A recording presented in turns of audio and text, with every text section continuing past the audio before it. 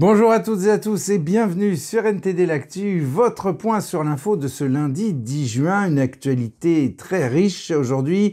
Dans quelques instants, nous allons retrouver Anthony qui va nous parler d'élections, bien sûr, et de la nomination du nouveau président de la Commission européenne et des nouveaux commissaires européens qui devront être approuvés par le Parlement européen. Mais tout d'abord, faisons un tour de l'actualité. En France, le parti du Rassemblement national sort grand gagnant de ces élections européennes. Après cette victoire, Emmanuel Macron a décidé de dissoudre l'Assemblée nationale. Le président a pris la parole vers 21h, répondant ainsi à Jordan Bardella, le grand vainqueur du jour, qui avait demandé cette dissolution. Macron a déclaré, je cite, « La France a besoin d'une majorité claire pour agir dans la sérénité et la concorde. » Fin de citation. Le score du RN dépasse les 30%, il est suivi de Renaissance avec plus de 14% des voix et la liste du Parti socialiste avec plus de 13%. La France insoumise arrive quant à elle à la 4e place, suivie des Républicains, des écologistes et de Reconquête. Certains avancent que Jordan Bardella pourrait être nommé Premier ministre à l'issue des élections législatives qui auront lieu donc le 30 juin pour le premier tour et le 7 juillet pour le deuxième tour. À noter que les mouvements conservateurs et de droite nationalistes ont fait des scores élevés quasiment dans toute l'Europe, ce qui annonce un bouleversement politique considérable au Parlement européen. Des questions comme l'immigration, la sécurité ne peuvent plus être évitées. Elles sont au cœur des principales préoccupations au sein d'une grande majorité des pays d'Europe et la gauche va probablement devoir adapter son discours et ses propositions en fonction de cette nouvelle réalité. Et en conséquence de la dissolution annoncée de l'Assemblée nationale, la gauche et la droite appellent chacun de leur côté à s'unir pour former un bloc plus puissant. Manon Aubry a appelé à une liste commune de la NUPES pour aider la gauche à peser sur les décisions du gouvernement. Des manifestants étaient d'ailleurs dans les rues de Paris hier soir pour appeler à l'union de la gauche.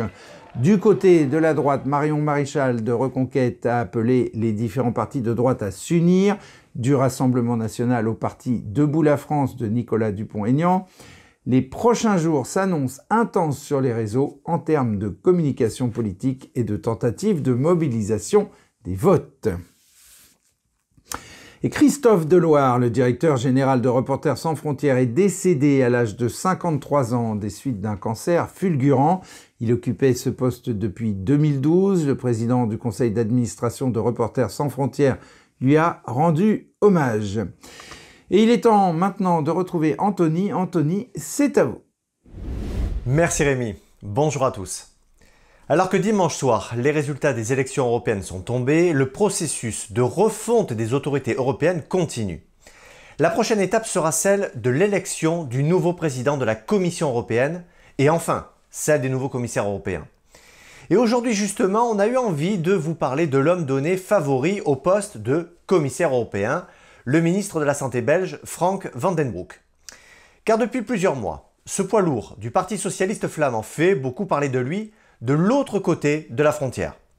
Et pour cause, il se trouve en ce moment même au cœur d'une affaire explosive concernant des marchés de logistique de matériel médical. Ce qui lui donne au moins un point commun avec l'actuelle présidente de Commission européenne et candidate à sa propre succession, j'ai nommé Ursula von der Leyen. Mais ce n'est pas non plus son premier démêlé avec la justice. En 1995, il avait démissionné de son poste de ministre des Affaires étrangères à cause de l'affaire Augusta Dassault, une affaire de rétrocommission liée à des marchés militaires. Mais depuis octobre 2020, le voilà de nouveau ministre avec une idée en tête, le poste de commissaire européen. Voici les détails. Le ministre belge des Affaires étrangères, Frank Van den Broek, pressenti pour faire son entrée sur la scène européenne, se voit rattrapé par l'affaire Medista Movianto. Dans cette affaire, Medista, une société belge responsable de la logistique du matériel médical, dénonce l'incompétence du cabinet de conseil Deloitte, chargé d'accompagner le ministère dans la gestion de la pandémie. Entre achat de lots périmés, contrefaçon et produits à la date de validité trop courte, selon Medista, Deloitte aurait fait perdre au gouvernement belge 150 millions d'euros en produits inutilisables ou frauduleux.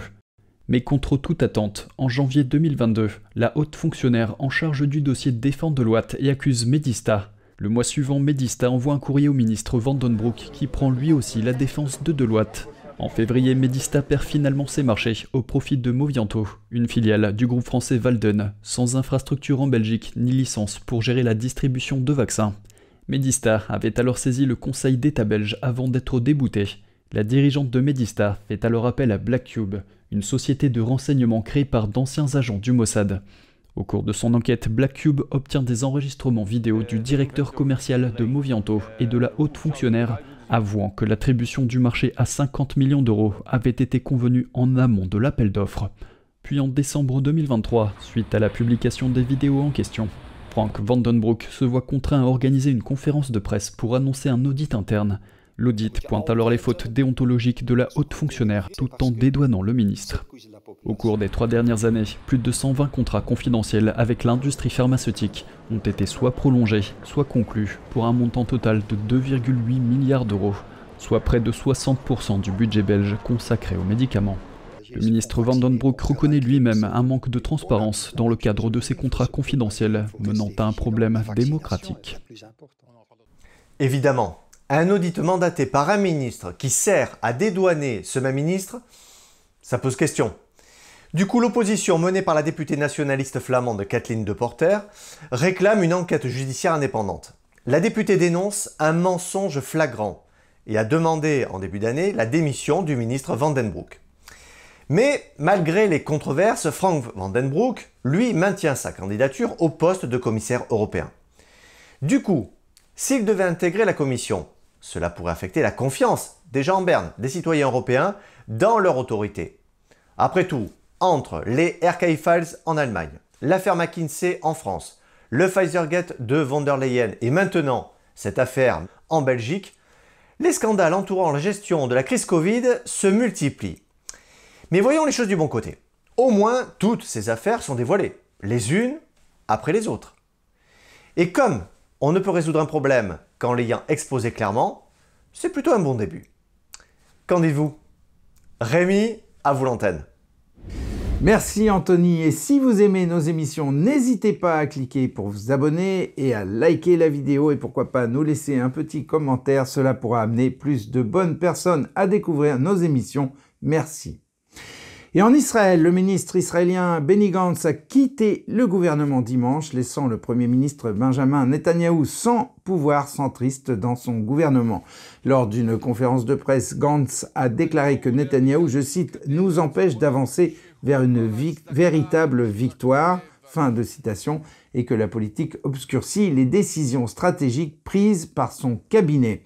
Il a ajouté que démissionner alors que des otages se trouvent encore à Gaza et que des soldats y combattent encore était une décision insoutenable. Si le départ du parti centriste de Gantz ne constitue pas une menace immédiate pour le gouvernement israélien, il pourrait y avoir de lourdes conséquences. La démission de Gantz laisse Netanyahou dépendant des partisans de la ligne dure, alors que la guerre à Gaza n'est pas terminée et que les combats avec le Hezbollah libanais risquent de s'intensifier.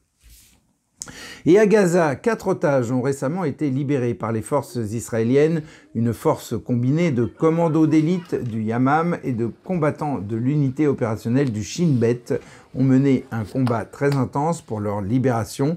Le commandant Arnon Zamora, qui dirigeait l'une des forces, a été mortellement blessé au cours de l'assaut. L'opération a fait de nombreux morts du côté palestinien. Tsahal a confirmé que 3 des otages libérés à Gaza étaient détenus dans le domicile familial d'un journaliste freelance affilié au Hamas. Et en Ukraine, l'armée continue de tenter de se défendre malgré la pression exercée par les assauts russes. Le ministère russe de la Défense a accusé les forces ukrainiennes d'avoir tiré 5 missiles fournis par les États-Unis sur la ville de Louhansk, dans l'est de l'Ukraine, contrôlée par la Russie, lors d'une attaque qui aurait blessé plusieurs personnes, dont des enfants. Le ministère de la Santé de la région a ensuite indiqué dans un communiqué que le nombre de blessés s'élevait à 50, dont 4 enfants. Le ministère de la Défense a déclaré que ces systèmes de défense aérienne avaient abattu 4 des 5 missiles, mais que l'un d'entre eux avait endommagé 2 immeubles d'habitation. Aux dernières nouvelles, les secours continuaient à mener des recherches dans les décombres. Et on retrouve tout de suite Vladia pour les actualités Chine. Vladia, c'est à vous. Bonjour à tous, merci Rémi. 3 personnes sont détenues en Chine depuis des mois. Elles étaient descendues dans la rue pour protester après avoir été victimes d'une fraude bancaire et avoir perdu leurs économies. Ces personnes qui protestaient contre l'un des plus grands scandales bancaires en Chine sont incarcérées depuis février. Quelques 600 000 personnes ont perdu leurs économies dans une fraude à plusieurs milliards impliquant 4 banques du Henan. Le trio faisait partie d'un groupe qui réclamait son argent à Zhengzhou lorsqu'il a été arrêté par la police. La plupart d'entre eux ont été libérés après plusieurs jours de détention. Au cours de cette période, ils disent avoir reçu de la nourriture périmée et avoir été réveillés au milieu de la nuit pour des interrogatoires. Cependant, 3 personnes sont toujours détenues par la police à Zhengzhou. Et en dehors de Chine, des dissidents affirment que le Parti communiste chinois étend sa persécution au-delà des frontières de la Chine continentale. Protester contre le PCC peut vous valoir des menaces de mort et des passages à tabac dans votre propre pays. Zhang Shuai a quitté la Chine peu après les manifestations et le massacre de la place Tiananmen en 1989. Elle s'est installée au Canada et a commencé à travailler comme journaliste, écrivain et militante des droits de l'homme, s'élevant contre le PCC. Cependant, son influence grandissante s'accompagne d'une tentative de la Chine d'étouffer sa voix et elle reçoit de nombreuses menaces. Des soutiens du régime ont tenté de la forcer à annuler un événement. Après avoir pris contact avec les forces de l'ordre, celles-ci lui ont suggéré d'éviter l'événement ou d'exhorter les organisateurs à l'annuler. Mais elle a refusé de se laisser intimider. Zhang Shuai affirme que le fait de céder aux menaces et aux intimidations du PCC aurait un effet domino. Si elle cède, les pressions vont s'accélérer contre d'autres personnes. Elle a décidé de tenir bon et de poursuivre ses dénonciations des crimes du régime chinois. Bien évidemment, on l'encourage à défendre sa liberté. Merci à tous, merci Rémi, à demain. Merci Vladia, et on conclut cette édition avec un peintre réaliste russe, Alexei Venetsianov. Venetsianov est connu pour ses scènes de vie paysanne. Il est né à Moscou en 1780, issu d'une famille grecque arrivée en Russie. Il a développé son talent en autodidacte avant de devenir membre de l'Académie russe des beaux-arts. Pendant sa carrière, il a réalisé divers portraits de personnes célèbres. En 1819, il fonde l'école Venetsianov, formant plus de 70 artistes. Ses contributions ont marqué le milieu artistique et en 1829, il obtient le titre de peintre de cour. La grande popularité d'Alexei Venetsianov découle de ses représentations authentiques de la vie des paysans, les moujiks. Il a aussi réalisé quelques icônes pour des églises. Aujourd'hui, ses œuvres continuent de captiver le public par leur fraîcheur et leur sincérité. Venetsianov est mort tragiquement en 1847 lors d'un accident de la route près de Tver. Ainsi s'achève ce journal. Merci à toutes et à tous de l'avoir suivi. On se retrouve demain à 13 h pour une nouvelle édition de NTD l'Actu. Très bon après-midi, excellent début de semaine. À demain.